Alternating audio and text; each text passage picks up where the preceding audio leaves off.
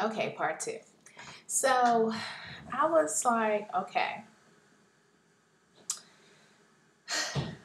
I see Sahelian, sorry. Um, that was intriguing because that region it divides Saharan Africa, like Egypt and Morocco, from sub-Saharan Africa. Um, and then there was tropical Africa and South Africa. And then when you drop down to the tribal score percentage, it said mestizo, Sahelian, and Horn of Africa. And I was like, 61%. Hmm, mestizo? I think I know what that is, but let me look that up. So I looked it up, and apparently mestizo is indigenous American mixed with Spaniards. Hmm. Spaniards. So, as you all know, I got the Native American panel, and my highest match score, was the Tarascan Nation of Mexico. Um, very surprised with those results um, because you all know that I have southeastern U.S. ancestry as far as indigenous American. Um, DNA tribes didn't have the southeast portion of the U.S. in their database. Whatever. Whatever. So they said, well, you can also compare your DNA with current nations or tribes that do not have any mixture whatsoever. They're pure, whatever that means. But if you can match with another tribe or another indigenous American group, then that really supports your Native American connection or indigenous American connection. So my results were connected with Native Americans from Mexico.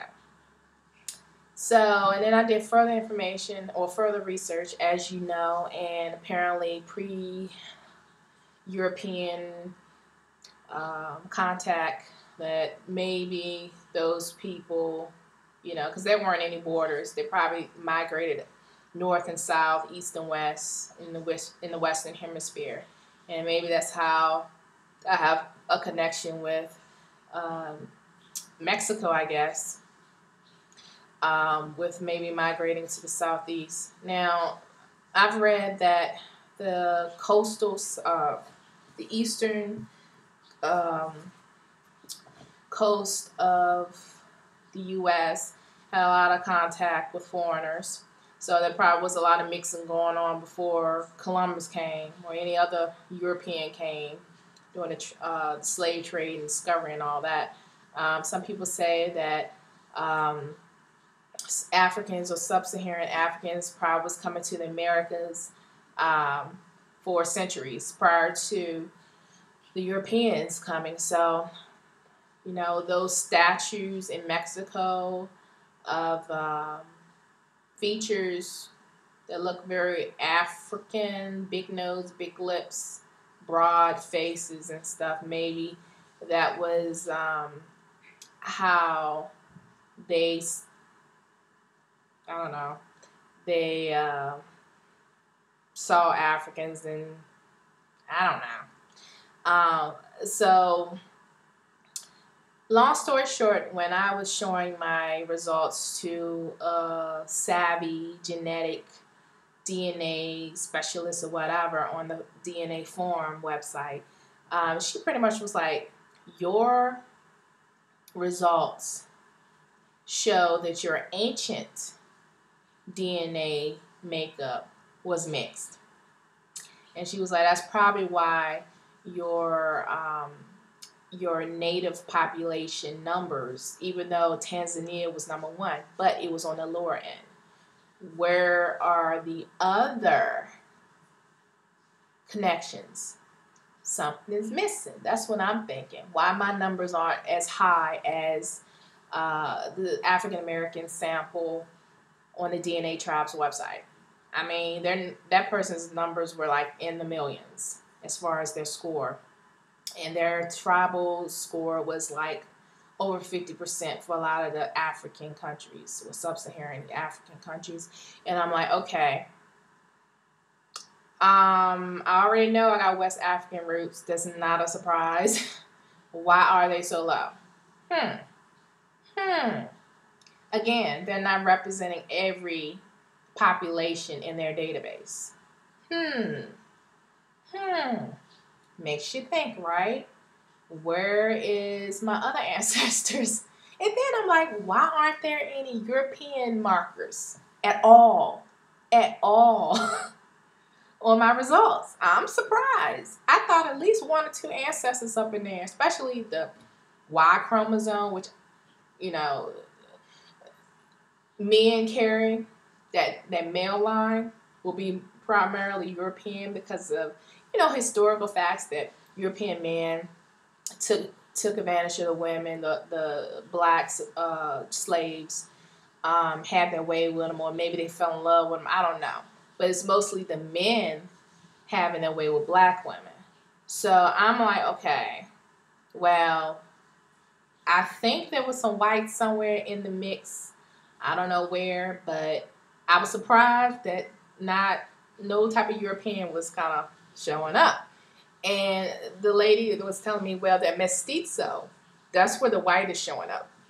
And mestizo is Spaniards. And then she was like, you should go to this website.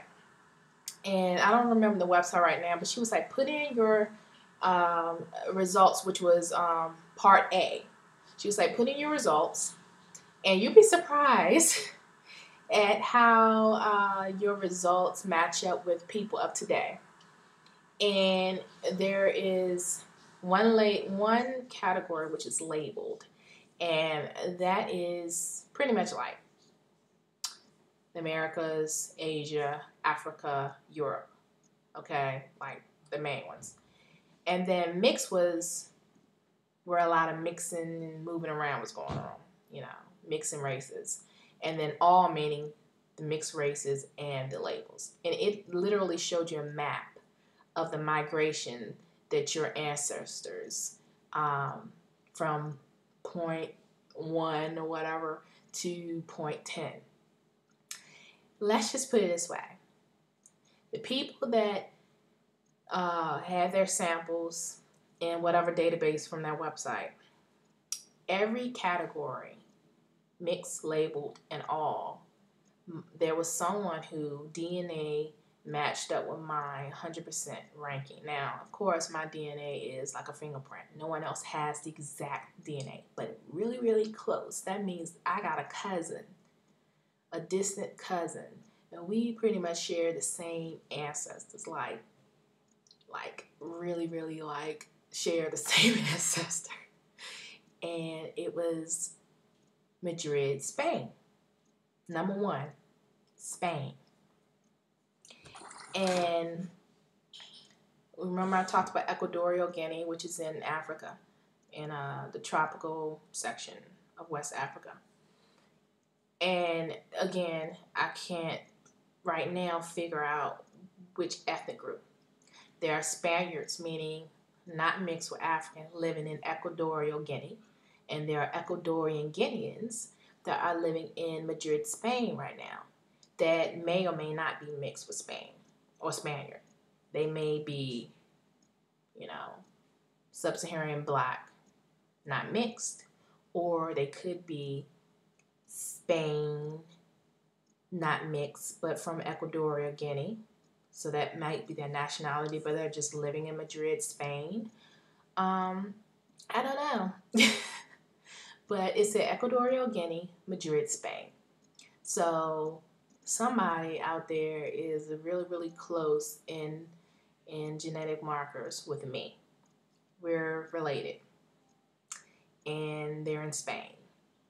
So I'm thinking my European ancestry based on these results is Spain. Spaniards. Right? I was thinking it would be British, being that they pretty much took over this land, North America, and we're living in the nation USA, and we speak English because we all know the conquerors, they will pretty much force their language on the minorities or the oppressed. So we speak English. We don't speak Spanish. Now, people that speak Spanish, they probably come from, Central America, Mexico, South America, whatever. Which we know most of South America, they actually speak Portuguese.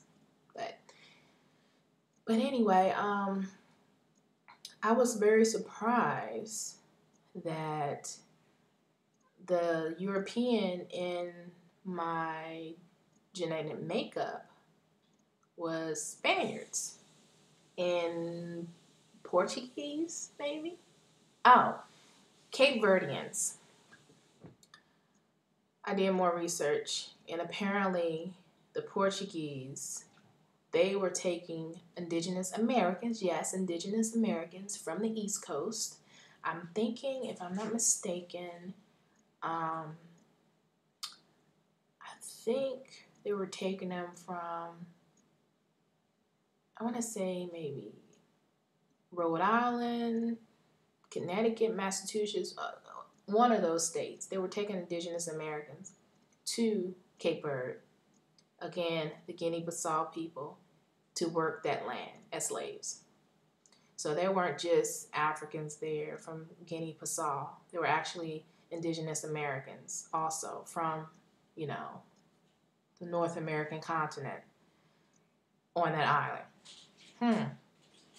Interesting, right? And so I was doing my research and learning about those people. They speak Creole. When I think of Creole, I think of Louisiana. But again, that, learning about Creole also became a little complicated and overwhelming because there's so many types of Creoles, so many languages mixed together. Spanish, French,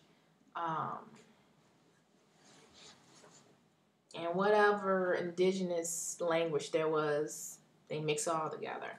So anyway, Cape Verdeans, they do speak Creole. They speak Portuguese. I think some of them speak French. But yeah, I thought that was interesting too. Yeah. And Cape Verde is gorgeous. It's so beautiful. And I hate to say it, but I've just been ignorant when it comes to other countries.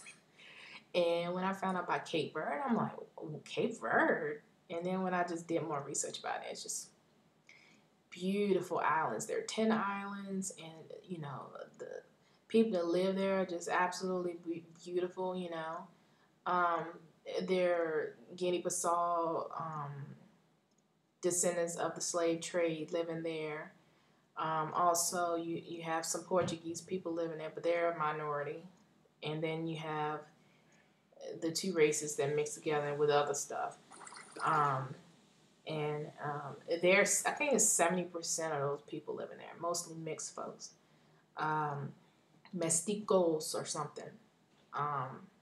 Pretty much mixed in Portuguese. And, but yeah, I was just like, okay.